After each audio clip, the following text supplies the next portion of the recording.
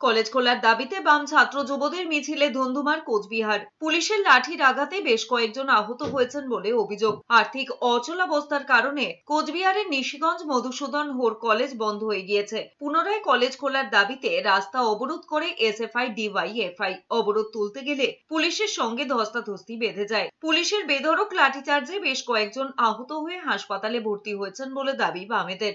এদিকে আদালতের নির্দেশ সত্ত্বেও ইউনিয়ন রুম খোলা রাখার অভিযোগ, সংসদে ছাত্রছাত্রীদের চাঁদার হিসেব সহ একাধিক দাবিতে নন্দীগ্রাম সীতানন্দ কলেজ অভিযান করে এসএফআই। কলেজের গেটের বাইরে অবস্থান করে বিক্ষোভ দেখায় বাম ছাত্র সংগঠনের সদস্যরা। হাইকোর্ট অর্ডার দিয়েছে সমস্ত অবৈধ ইউনিয়ন রুম বন্ধ করতে হবে। নন্দীগ্রাম কলেজ, এই কলেজের মধ্যে ভাইপো গ্যাং, পিসি গ্যাং, অধিকারী গ্যাং একসাথে ফাংশন করছে। সমস্ত ক্রিমিনালদের ডিপো তৈরি হয়েছে। কলেজের ইউনিয়ন রুমের মধ্যে ডিজে বাজিয়ে নাচ হচ্ছে। ফার্স্ট ইয়ারে পড়া তৃণমূলের মাতব্বরের ছেলে, সে এখন কলেজের অস্থায়ী কর্মচারী হিসেবে চাকরি পেয়ে গেছে। কাদের বড়া ভয়?